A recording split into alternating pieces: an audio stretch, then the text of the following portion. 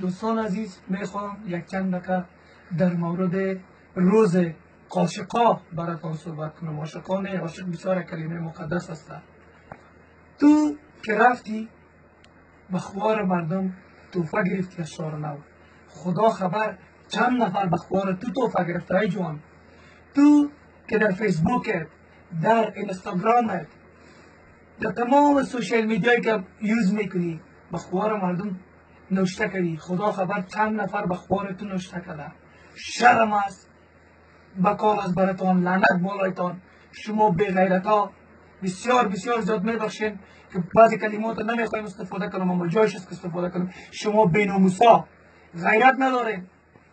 تا بعد اینطوری شده چه مردم پوره نشده وجه شما روز عاشقا را تکمیل دارین. در یک ملک مسلمانی 5 مقصدهای آزان از هر طرف نه، شرم نمیکنین؟ آیا قانونتان قانون اسلامی نیست؟ آیا ملکتان ملک اسلامی نیست؟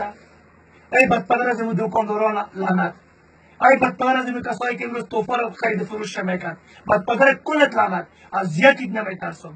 20 دفعه طالب اخطار دادیم، داعش اخطار دادیم، شما قاشقکای ناکام اخطار نمیتم. هیچ چیزی نیستین. شما نمبدیستین. از دست شماست که سر ما اینطوری میشه. از دست شما پدر لعنت هاست که سر ما اینطوری میشه. اما شما اینی کارا را میکنین، تصاویرش گرفته میشه، میره در ولایت‌ها به طالبا و لودا به طالبانش پیشی نشان داده میشه که این مردم کابل کافر شدن.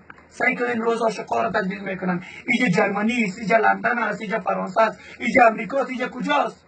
این جمهوری اسلامی افغانستان است. اگه عمرای اوزار خو برده، اگه دولت خو برده، اگه وزارت داخله را خو برده، ما مردم خو نبرده. بعد پدرتان لعنت.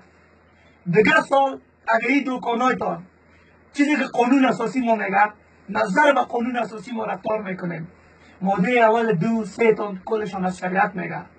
به ماده 3 قانون اساسی میگه فصل اول هیچ کسی میگه نمیتونه خلاف قانون اسلام پای بانه. شما را میگم اصلاح کنین خدا. به خانه تان نان پیدا نمیشه، از دکاندار همسایه پیسه کردید قرض میگیرین از دکاندارا. علامه روز عاشقا دیگه چی مونو میتن؟ شرم کنین.